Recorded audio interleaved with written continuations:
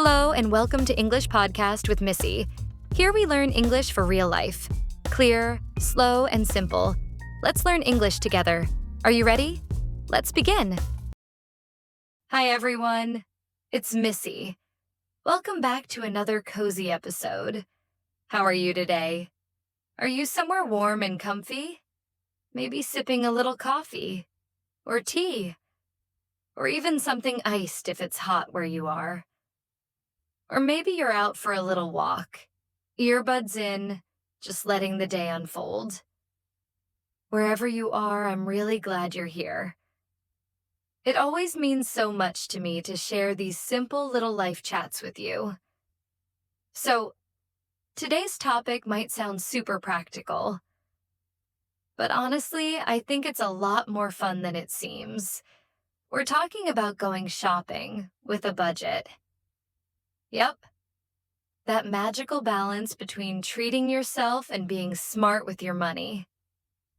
And no, this isn't going to be one of those super strict, don't buy anything ever talks. This is more like gentle advice from a friend who's been there.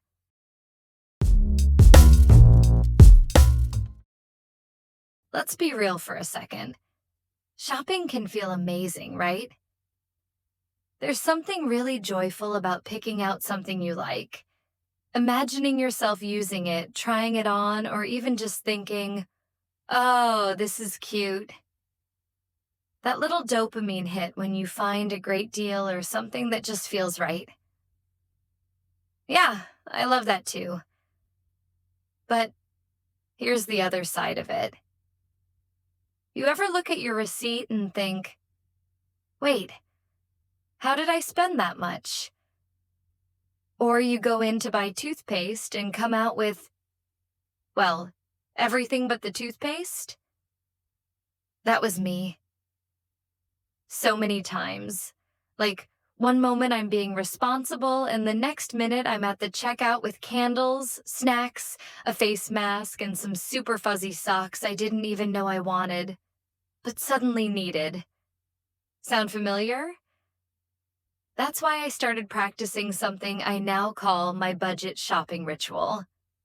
It's not about saying no to everything. It's about saying yes, intentionally. I know. The word budget might make some people groan. It sounds like rules, restrictions, less fun. But here's the secret. Budgeting actually gives you more freedom. It's true. It means you get to shop without that weird, guilty, stressful feeling afterward. You're more in control. You feel more confident. It's like shopping with a plan instead of panic. And when I started setting a spending limit, even just for small things, I noticed something surprising. I enjoyed the experience more. I slowed down. I made better choices. And most importantly, I felt proud of myself afterward. It's like creating your own little challenge in a fun way. Let me tell you about last weekend. I had a Saturday free and I wanted to treat myself a little. But I also knew I didn't want to spend too much. Because, bills, life, future me. So I gave myself a tiny challenge. A $30 budget. That's it. I could spend it however I wanted, but not a penny over. Before I left, I made a quick list in my notes app. A new tote bag for groceries, maybe a candle. And if I had any money left, a small treat for myself. Nothing fancy, just a gentle plan. So off I went. I took my time. I walked through a few stores, browsed, smelled every candle in the aisle, as one does, and tried to make smart choices. And guess what I came home with? A super cute canvas bag that was on sale. I'm talking like 40% off. A lavender-scented candle that made my whole room feel like a spa. and a fresh buttery chocolate croissant from the bakery across the street. All under budget. All things I loved. No guilt. Just joy. And you know what? I didn't miss anything I didn't buy. That felt amazing. So if you're thinking, okay, I want to try this, here are a few tips that have helped me a lot. Set your number before you leave the house. Not, I'll just see how it goes. Nope. Decide your budget up front. $20? $50? Choose what's right for you that day. Write a mini wish list. It can be simple. Just 2 or 3 things you might want. It helps focus your mind and avoid distractions.